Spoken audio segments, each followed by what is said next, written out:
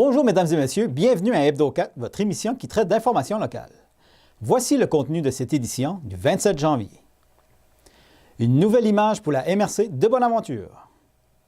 Le 44e tournoi Bantam, toute catégorie, qui aura lieu du 31 janvier au 3 février prochain à Passepébiac.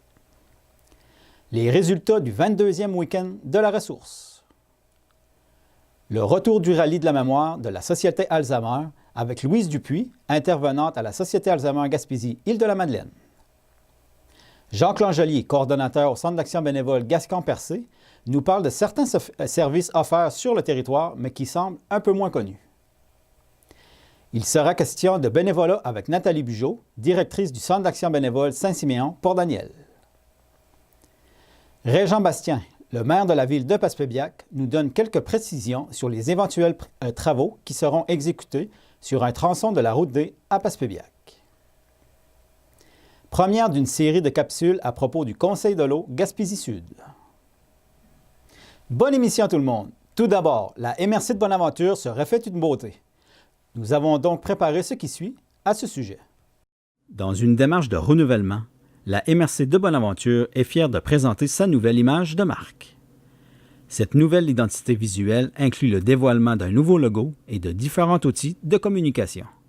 Dans ce même processus de modernisation, la MRC est présentement à la refonte complète de son site Internet qui sera présenté au public dans les prochains mois. Il s'agit d'un premier changement d'image depuis la création de la MRC de Bonaventure en 1981. Le travail de conception fut effectué par Sébastien Quentin, designer graphique. Le symbole de la MRC de Bonaventure a été dessiné en référence aux différentes ressources naturelles qui composent le territoire. On retrouve dans ce symbole la présence des éléments suivants. Les trois lignes courbes symbolisent les trois rivières importantes que l'on retrouve sur le territoire, soit les rivières Cascapédia, Petite Cascapédia et Bonaventure. Les triangles personnalisent la forêt de conifères qui couvre 94% du territoire. Le poisson symbolise les saumons qui peuplent nos rivières et ou l'industrie de la pêche sur le territoire. La ligne circulaire symbolise les levées et couchers de soleil sur la baie des Chaleurs. Cette ligne relie aussi tous les éléments entre eux. Représentée par son préfet M. Éric Dubé, également maire de New Richmond, la MRC de Bonaventure regroupe 13 villes et municipalités et un territoire non organisé. Elle offre des services en matière d'aménagement du territoire, d'urbanisme, d'évaluation foncière ainsi que de développement économique et des collectivités. Elle regroupe également tous les services pour soutenir ces municipalités et citoyens en ce qui a trait aux services incendies et à la forêt. Du 31 janvier au 3 février prochain se déroulera à Passepébiac le 44e tournoi Bantam, toute catégorie. Un événement à ne pas manquer. Écoutons ce qui suit. Dans le nouveau complexe sportif de Passepébiac aura lieu du 31 janvier au 3 février le 44e tournoi Bantam, toute catégorie.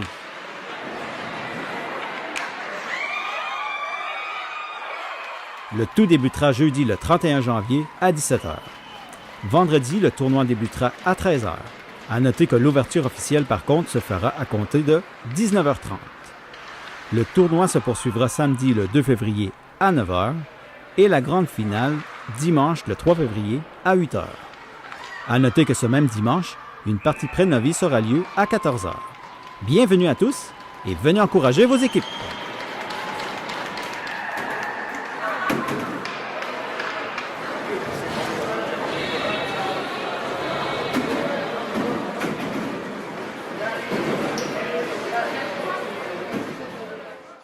Les 19 et 20 janvier dernier avait lieu le 22e week-end de la ressource, organisé par la Ressource d'aide aux personnes handicapées du Bas-Saint-Laurent, Gaspésie, Île-de-la-Madeleine, un organisme sans but lucratif voué à l'intégration sociale des personnes vivant un handicap dans toutes les sphères de l'activité humaine. En voici les résultats. Le 22e téléradioton de la ressource. Le week-end de la ressource a connu un grand succès encore cette année. En effet, c'est plus de 270 075 $ qui ont été amassés durant la fin de semaine. Le week-end de la ressource est l'une des importantes activités de financement de l'organisme La Ressource d'aide aux personnes handicapées du Bas-Saint-Laurent, Gaspésie, Île-de-la-Madeleine.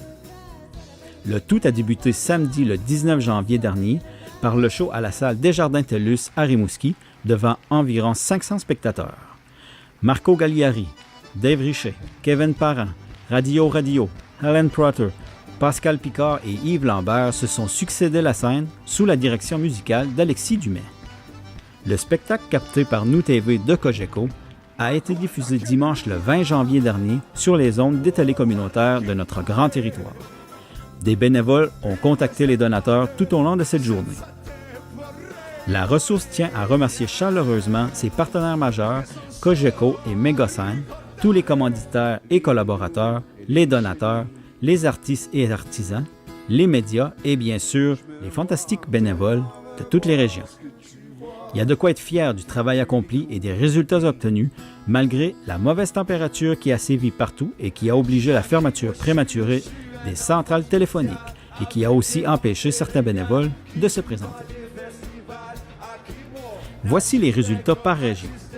Gaspésie-Nord, 23 754 Baie-des-Chaleurs, 49 925 Rimouski, Montjoly, Lavallée et Matane, 96 700 Kamouraska, Rivière-du-Loup, Témiscouata et les Basques, 17 955 et pour le bureau régional, 81 741 La ressource d'aide aux personnes handicapées du Bas-Saint-Laurent-Gaspésie-Île-de-la-Madeleine tient à remercier tous ceux et celles qui se sont unis à leur cause, leur permettant ainsi de continuer leur mission auprès des personnes handicapées.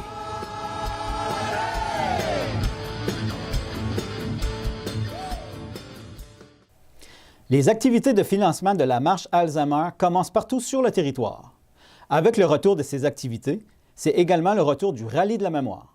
Nous avons rencontré pour vous Louise Dupuis, intervenante à la Société Alzheimer Gaspésie-Île-de-la-Madeleine, pour vous en parler. Oui, le Rallye Mémoire, ça va faire la 4e année qu'on le vend sur notre territoire. C'est 19 questions sur la culture générale. Il y a des jeux de lettres, des jeux de mathématiques. Il est au coût de 10 $. Pouvez-vous nous dire un peu c'est quoi les points d'or? Oui, certainement. Nous avons les municipalités de Saint-Godefroy, Passepébiac, Bonaventure, Saint-Siméon, Carleton. Nous avons la bibliothèque de Passepébiac et Saint-Siméon, le centre d'action bénévole de Maria, dans les sociétés d'Alzheimer de Bonaventure, de Chandler et de Maria, et aussi chez Amstel de Bonaventure et Carleton, qui ont bien voulu aussi nous imprimer le Rallye Mémoire. OK. Pouvez-vous nous expliquer en gros comment ça fonctionne? C'est-tu comme un formulaire que le monde remplisse? La manière que ça fonctionne, c'est que les gens achètent, c'est un petit document, puis ils ont des questions à répondre. Donc, c'est 19 questions à répondre. Et le rallye, c'est comme un rallye recherche. Ça a été fait par des personnes des Îles-de-la-Madeleine. Et c'est certain, les gens, s'ils ont des questions, ils peuvent nous appeler à nos points de service, mais nous, on ne peut pas leur donner les réponses, c'est sûr, car les réponses, on les aura seulement après le 4 mars. Parce que le 4 mars, c'est la date limite où les gens peuvent nous retourner les rallyes mémoire. OK. Puis là, il y a des prix par la suite qui est donné? Oui, il va y avoir des prix par point de service. Donc, à Chandler, il va y avoir des prix locaux. Et à Bonaventure et Maria aussi, il va y avoir des prix locaux. Donc, premier prix, c'est 75 $ pour le meilleur pointage. Après ça, il va y avoir un deuxième prix pour le meilleur pointage et des prix de participation. OK. Puis là, vous avez plusieurs autres activités. C'est quoi les activités qui s'en viennent prochainement? Ce qu'on peut parler, c'est sûr qu'il y a la marche pour l'Alzheimer qui va avoir lieu le dimanche 26 mai. Donc, en préparation, nous cherchons des marcheurs élites. Donc, un marcheur élite, c'est une personne qui croit à la cause de la maladie d'Alzheimer ou un autre trouble cognitif. Et c'est ça, il se donne comme objectif de ramasser 200 $ en dons. Donc, il peut faire une activité, il peut faire une vente de garage, il peut aller chercher des dons par Internet. Si les gens sont intéressés, ils n'ont qu'à appeler à la Société Alzheimer. Aussi, il y a le 16 mars, on va avoir un souper spaghetti qui est organisé par une marcheuse élite, Mme Lise Gendron. Ça va avoir lieu au centre Bonaventure, c'est ça, le samedi 16 mars, et les billets vont être au coût de 15 $. Et enfin, on offre aussi des cafés-rencontres. Les cafés-rencontres, l'objectif, c'est d'informer les gens sur la maladie, donc les proches aidants. Le thème, ça va être « Mon rôle de proche aidant ». Donc, on va discuter avec les gens comment ils peuvent remplir leur rôle de proche aidant malgré toutes les difficultés qu'ils peuvent rencontrer aussi avec la maladie de la personne qui est atteinte. Donc, le 21 février, il va y avoir un café rencontre à 10h ici à Bonaventure et aussi au centre d'action bénévole de Maria. À 1h30, ça va être au CHSLD de New Carlisle. OK. Les gens, faut-il qu'ils s'inscrivent d'avance? Oui, bien c'est sûr, parce que nous, on a souvent de l'information à remettre aux gens. Donc, nous invitons les gens à nous rejoindre à nos points de service pour s'inscrire. Et il n'y a aucun coût, c'est gratuit. C'est sûr, nous recevons une subvention de l'appui qui nous aide là-dedans. OK. Oui. Puis les gens qui ont besoin d'informations, ils vous rejoignent comment? OK. Pour la Société Alzheimer de Maria, c'est Claire-Hélène Philippe au 759-3131, poste 6. Ici à Bonaventure, c'est moi, Louise Dupuis, 534-1313, poste 1. Et à Chandler, c'est Suzanne Bourget. Son numéro de téléphone, c'est le 689-6480. Jacques Langelier, coordonnateur au Centre d'action bénévole Gascon-Percé, nous parle de certains services un peu moins connus par la population, mais offerts par le Centre d'action bénévole. Il y a certains services que le monde connaisse moins, Oui. dont les meubles puis les vêtements. Pouvez-vous nous en parler un petit peu? Dépannage de vêtements, c'est sûr, les gens le connaissent un peu mieux. Ça s'adresse encore à une clientèle qui est défavorisée. À ce moment-là, on prend un rendez-vous de façon confidentielle. C'est 4 $ par adulte, 2 $ par enfant. Et on part d'ici avec du linge de saison, mais là, c'est pas juste une paire de pantalons, c'est 3-4, puis 3-4, puis 3-4, puis 3-4. Ce qui veut dire que si j'ai un conjoint, des enfants, on peut venir ici, on prend un rendez-vous, à ce moment-là, en payant 4 $ adultes, 2 $ enfants, on peut repartir avec un nombre de vêtements là, très appréciable. Pour le comptoir de meubles, il y a eu un petit changement, André, dans le sens qu'on ne prend plus de meubles ici. Ça veut dire que si toi, tu as, je sais pas moi, disons un congélateur à donner, tu appelles, tu dis, bon, Centre d'action bénévole, j'ai un congélateur à donner. Est-ce que vous avez quelqu'un? Nous autres, on va regarder sur notre liste de gens qui nous ont appelés et qui ont dit, j'ai besoin de ça, j'ai besoin de ça. Si ça rentre, tu m'appelles. Alors, moi, j'appelle la personne, puis je dis, André a un congélateur à donner, tu peux l'appeler à tel numéro, et c'est la personne en besoin qui va se déplacer pour aller le chercher chez vous. Alors, c'est le changement qu'on a finalement. Au lieu de prendre les meubles ici, on fait une transaction, la personne qui donne avec la personne qui reçoit. Pour les vêtements, le monde peut venir, ils peuvent continuer à venir les emmener ici. Oui. C'est sûr que les vêtements, on a un grand besoin. On encourage aussi les gens parce qu'il y a eu beaucoup d'améliorations là-dedans. C'est sûr qu'on prend des vêtements qui sont en ordre, des vêtements propres, etc. Règle générale, c'est ce qu'on reçoit. Puis c'est encore la générosité des gens du milieu qui font qu'on peut aider des gens. Alors finalement, quand on regarde ça, un centre d'action bénévole, c'est un travail d'équipe. On travaille toute la population ensemble, puis toute la population, ça inclut monsieur, madame, tout le monde qui est à côté. Puis à ce niveau-là, ça va assez bien. Puis on rappelle une chose, c'est de ne pas laisser de vêtements à l'extérieur, en dehors des heures de bureau. Parce que si vous faites ça, on perd complètement le contrôle, soit qu'on nous vole les sacs, ou soit qu'on vienne faire du grabuge là-dedans, ce qui n'est pas intéressant. Alors, il y a un bac à l'extérieur, c'est bien indiqué, vous envoyez ça dans le bac, vous êtes sûr qu'on récupère ça, puis on garde la qualité de ce que vous nous avez donné. C'est toujours le 689-6023. Puis, comme je t'ai dit, on aime bien avoir de la visite. Si les gens veulent arrêter ici, puis il y a bien des gens là, qui découvrent les choses qu'on fait. Fait que c'est en arrivant des fois, puis si vous avez le goût d'une visite, on vous fait faire le tour, on explique les services. Puis on a toujours besoin de bénévoles. N'hésitez pas, c'est une des meilleures places dans la MRC pour se réaliser bénévolement. Nathalie Bugeaud, directrice du Centre d'action bénévole Saint-Siméon-Port-Daniel, nous parle d'un besoin de bénévoles dans certains secteurs. Je sais que vous avez une bonne équipe de bénévoles, mais y a-t-il encore de la place pour des nouveaux bénévoles?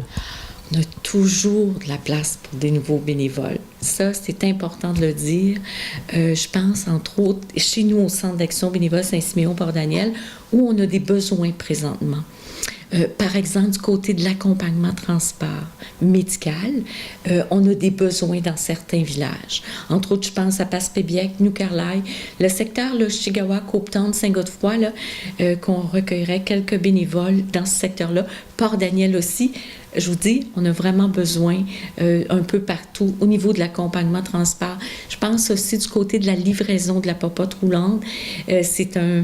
On est appelé peut-être une fois aux 2 semaines pour la livraison de la popote roulante quand on est bénévole sur la popote roulante. Et c'est ça, on livre la popote roulante dans notre village. Donc ça, si on souhaite plus d'informations, mais il y a plein d'autres services où on a besoin de bénévoles. Donc la meilleure chose à faire, si on s'intéresse à notre centre d'action bénévole, qu'on voudrait donner un petit peu de temps pour notre communauté, qu'on aimerait venir aller soutenir, par exemple, au niveau des enfants, au niveau des aînés, au niveau des personnes qui sont malades, tout ça, c'est d'entrer en contact avec le centre d'action bénévole ici, à Passepébiac, ou un autre centre d'action bénévole si on est d'ailleurs, et d'appeler pour notre secteur le 752-5577. Et nous, la responsable à la gestion responsable des bénévoles, l'intervenante, si vous voulez, Mme Lisa Garand est ici le mercredi de chaque semaine. Et à ce moment-là, elle va entrer en contact avec la personne et elle va s'occuper de voir, à faire une entrevue avec la personne et vraiment tout lui présenter les services possibles où la personne peut s'engager comme bénévole au sein de son centre d'action bénévole. Mais vous savez, des besoins de bénévolat, on en a toujours. Et c'est important de toujours assurer la relève de nos bénévoles. Parce que chaque année, on a des bénévoles qui quittent pour des raisons de santé, vieillissement, le goût de faire autre chose aussi.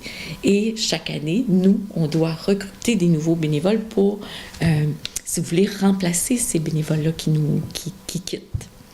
Donc, c'est ça. On a toujours besoin de bénévoles. Moi, je vous lance l'appel à la maison. Nous avons rencontré Régent Bastien, le maire de la ville de Passepébiac, qui a bien voulu nous donner quelques précisions sur les éventuels travaux qui seront exécutés sur un tronçon de la route D à Passepébiac. Écoutons-le ensemble. Au niveau de la route D? La route D, oui. Là, vous parlez probablement de la route D, le tronçon nord, que j'appellerais de la 3e à 7e avenue. Oui. Ça, c'est quelque chose qui va être fait cette année? Bon. Ça ne sera pas fait cette année. Ça, c'est sûr et certain. Par contre, le conseil municipal travaille sur le dossier. Présentement, il y a eu, en 2018, on a commencé à faire des travaux à ce niveau-là. Il y a eu 20 puits, si je peux m'exprimer ainsi, 20 carottes, si on peut, qu'on a été chercher pour voir la structure de ces portions de route-là. Et ce qu'on est venu à la conclusion, c'est qu'il y a des endroits où c'est correct, il n'y a pas de problématique, et d'autres endroits où l'eau est à peu près à 2 pieds. Ça, c'est pas normal. Donc, c'est sûr que si on veut faire quelque chose potable, il faut rehausser pour sortir de l'eau. Puis éviter que le gel, dégel viennent de tout faire ça. Il y a aussi la question de refaire toutes les fossés pour que l'eau puisse s'évacuer comme il faut. Parce que si l'eau se ramasse toujours là, il y a un risque aussi encore là. Donc, il y a la question des fondations, dans certains endroits où, puis peut-être même l'ensemble du réseau, c'est ça qui est en train d'être analysé, l'ensemble de toute cette portion-là, peut-être la fondation est vraiment, c'est zéro open bar, il faudrait tout refaire. Là, on est en train de réfléchir à savoir, puis ça, probablement que ça va faire, pas probablement, ça va faire partie de la consultation publique par rapport à l'asphaltage, de solutions, parce que, puis je lance ça, puis il y a des gens même des gens qui m'ont approché pour venir dire ce que je vais vous dire, carrément d'enlever l'asphalte, puis de laisser ça en gravier. Et les gens me disent, bien, tant qu'à l'avoir comme ça, un paquet de trous, un montant d'avoir un gravier, puis on va rouler dessus, puis pas de problème. Okay? Fait qu'on est rendu là aussi dans la réflexion. Donc, c'est ce que je vais apporter aux gens. Et bien, qu'est-ce qu'on fait avec ça? C'est une portion de rue où il n'y a pas de maison. Oui, ça sent à des rangs où il y a des maisons. Mais est-ce qu'on ne devrait pas dire, bien, on met ça en gravelle ou pas? Est-ce qu'on l'aurait fait au complet flambant neuf? Vraiment en faisant toute la fondation pour être sûr de faire quelque chose qui va tenir pendant longtemps? Ou est-ce qu'on fait juste les portions comme je vous disais tantôt, où il y a des secteurs vraiment très problématiques, puis que ça va nous sauver un bon bout. Donc, c'est tout ça que je vais amener aux citoyens pour réfléchir. Moi, je n'ai pas la réponse, là. Je vous soumets ce qu'on est en train d'analyser, puis d'autres options aussi qui seront à la consultation publique. Là. Fait que oui, on a déjà commencé à travailler sur le dossier. On continue encore cette année. Il y a une firme d'ingénieurs dans ce dossier-là. Mais cette année, la solution qui va être retenue. Un autre sujet, Passepébiac a un bon système d'aqueduc. Y a-t-il une possibilité à long terme de desservir les autres municipalités? C'est quelque chose qui est possible? Oui, c'est une possibilité. D'ailleurs, en 2018, il y a eu une démarche qui a été faite avec New Carlisle, parce qu'on sait que New Carlisle a une certaine problématique avec l'eau. Je ne dis pas qu'elle n'est pas potable. Je pense qu'elle est potable. C'est ce que j'ai comme renseignement. Mais ils ont une certaine problématique. Donc, eux autres, ils auront à décider s'ils ont à investir plusieurs millions de dollars à refaire tout leur système, et ou encore de dire, être en partenariat avec la Ville de Passepébiac, et que nous, on aurait une entente pour fournir l'eau potable de Passepébiac. On sait qu'à Passepébiac, l'eau, on en a beaucoup. Les ressources aquifères de Passepébiac pourraient fournir beaucoup de monde. Mais ça passe par des certificats d'autorisation, on appelle ça les CA, là, au niveau de l'environnement. C'est des processus qui sont quand même longs. Mais oui, on est en pourparlers avec New Carlisle, et on a fait une demande de subvention pour élaguer un peu toutes ces possibilités-là, voir c'est quoi les possibilités, comment on pourrait faire ça. Donc, là, on a fait une demande, puis on est en attente pour que tout ça se décolle, comme on dit. Mais oui, c'est dans le portrait. M. Bastien nous a aussi donné beaucoup d'explications sur plusieurs autres projets à venir, et nous vous les présenterons au cours des prochaines émissions. Connaissez-vous le Conseil de l'eau Gaspésie-Sud? Nous avons rencontré pour vous plusieurs personnes ressources qui y travaillent afin de vous faire découvrir cet organisme. En voici la première des capsules que nous vous avons préparées. Je vais vous parler aujourd'hui du plan directeur de l'eau Gaspésie-Sud pour le territoire ici, qui est le sud de la Gaspésie.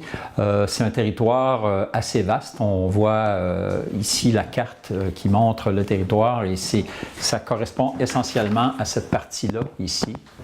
On parle de 12 169 km². C'est un grand territoire, c'est un petit peu plus que la moitié de la Gaspésie. Et donc, c'est le territoire qu'on regarde, et on y trouve 47 bassins versants principaux avec des grandes rivières, dont par exemple la Grande Cascapédia ou la Bonaventure, qui ont 120 quelques kilomètres de longueur. Donc, c'est des grands cours d'eau. Et il y a à travers ça, un réseau hydrographique très dense, ça veut dire beaucoup de rivières, beaucoup de ruisseaux, beaucoup d'étangs. Pas beaucoup de lacs, mais vraiment, il y a beaucoup d'eau en Gaspésie. Et le défi, c'est véritablement de protéger et de garder la qualité de l'eau qu'on a présentement. Le plan directeur de l'eau, finalement, c'est un document de référence dans lequel on trouve un portrait. Portrait, ça met tous les usages de l'eau, les rivières qu'on a sur le territoire, et tous les éléments qui font en sorte qu'on utilise au niveau de la forêt, au niveau de l'agriculture, au niveau municipal, l'eau sur le territoire. La particularité aussi du plan directeur de l'eau, c'est qu'on a fait un diagnostic, c'est-à-dire c'est quoi les problématiques, sur quoi on devrait se pencher prioritairement. On a un plan d'action qui, lui, regroupe 97 actions qui touchent à la fois la protection de l'eau municipale, la connaissance des eaux souterraines. Il y a différentes choses, je vais en parler un peu plus tantôt. Un plan directeur de l'eau, c'est un mandat du gouvernement de produire ce document-là. Ça ressemble à ceci. C'est un document de 345 pages qui finalement donne une belle idée de c'est quoi l'eau en Gaspésie. Et ça, c'est un mandat qu'on a reçu comme tous les organismes de bassin versant au Québec. Il y a 40 organismes de bassin versant qui chacun a eu à produire ce document-là. Et ça devient un document, finalement, c'est notre Bible, dans le sens qu'on a à se baser là-dessus pour poser des actions dans les prochaines années. Dans le portrait, on retrouve à la fois les caractéristiques physiques du territoire, tous les cours d'eau, comme par exemple tous les bassins versants s'y retrouvent, tous les longueurs de rivières, tous les noms des rivières, les lacs qu'on y trouve, les milieux humides qui sont répertoriés aussi, avec une série de cartes. Je pourrais peut-être le montrer plus en détail, une série de cartes ici qui sont là, sur différents sujets, comme par exemple ici, j'ai la carte sur les accès au territoire, donc toute la question routière et tout ça. Il y a des cartes sur, par exemple, le récréotourisme, toutes les activités récréotouristiques qu'on retrouve sur le territoire. Donc ça, c'est une partie. Donc, ça nous permet de savoir qu'est-ce qu'il y a comme eau et les usages de l'eau sur le territoire. L'autre élément qui fait, c'est le diagnostic. Ça veut dire qu'on s'est penché. Et c'est quoi par exemple, les impacts des pratiques forestières? Par exemple, est-ce qu'il y a des problématiques au niveau de l'eau potable en Gaspésie et tout ça? Donc, on a listé tous ces éléments-là dans ce plan directeur de l'eau-là pour arriver à véritablement une analyse qui nous permet de dire, bon, c'est quelles problématiques on doit se pencher de façon prioritaire, de façon à les résoudre. Et la façon de les résoudre, c'est via le plan d'action. Le plan d'action qu'on a monté, on l'a monté avec différents intervenants du milieu parce qu'au Conseil de l'eau, il y a une table de concertation où on retrouve tous les intervenants au niveau, par exemple, municipal. Les 3 MRC siègent. On a les gestionnaires de rivières, on a la forêt privée, l'agriculture, l'éducation, la santé. Et tous ces éléments-là dans le territoire font en sorte qu'on a une vision globale de l'utilisation de l'eau sur le territoire. Et donc, ensemble, on a pu monter un plan d'action. Ce plan d'action-là regroupe 97 actions et avec des orientations, comme par exemple assurer une eau potable de qualité à toute la population avec l'objectif, par exemple, de favoriser la protection des sources d'eau potable publiques et privées et des actions. Mais les actions, ça dit, par exemple, inventorier et cartographier les sites contaminés, les anciens dépotoirs pour évaluer s'il y a des risques de contamination, par exemple. Ça, c'est juste un exemple. Autre orientation, par exemple, éduquer et sensibiliser l'ensemble de la population à la protection de l'eau, qui est un élément important tout le temps, faire en sorte de sensibiliser les gens à l'importance de faire attention à cette ressource, qui, même si elle est abondante, elle doit être, on doit y faire attention parce que c'est une ressource essentielle. Ici, un élément qui ressort beaucoup, c'est il y a beaucoup de questionnements, il y a beaucoup de connaissances à acquérir. Et donc, on doit faire comme par exemple les eaux souterraines. On sait qu'ils sont abondantes, mais on ne sait pas exactement comment se localiser, leur taux de renouvellement et ainsi de suite. C'est des études qu'on veut faire dans les prochaines années par rapport à ça. Donc, en gros, c'est finalement l'agenda pour les prochaines années, autant pour le Conseil de l'eau que nos partenaires, comme on l'appelle. Les partenaires, c'est à la fois les municipalités, comme je disais, les gestionnaires de rivières, les ministères. Et donc, on est soutenu par les connaissances de tous ces gens-là pour agir de la meilleure façon et aussi mettre les ressources en commun pour véritablement protéger l'eau en Gaspésie. Donc, ça se résume à peu près à ceci. Ce plan directeur de l'eau-là, bien entendu, est un document qui est constamment mis à jour. Il y a des éléments nouveaux qui se présentent, des nouvelles utilisations du territoire qui font en sorte, par exemple, je ne sais pas moi, l'exploration ou exploitation pétrolière, mais c'est des éléments qu'on suit de proche de façon à être à jour justement dans notre analyse du territoire et les meilleures façons d'intervenir pour protéger. Et le Conseil de l'eau, à travers le plan directeur de l'eau, participe à différentes tables de concertation au niveau de la forêt, au niveau travaille beaucoup avec les municipalités. Donc, on fait en sorte, et là, on veut travailler avec le grand public, justement, parce que c'est les gens qui utilisent l'eau au quotidien, qui connaissent très bien les rivières, etc. Donc, faire en sorte qu'on puisse travailler tous ensemble et protéger cette incroyable richesse qu'on a ici en Gaspésie. Et voilà, mesdames et messieurs, ce qui complète l'édition de votre émission Hebdo 4 du 27 janvier. Merci beaucoup d'avoir été avec nous et à la prochaine.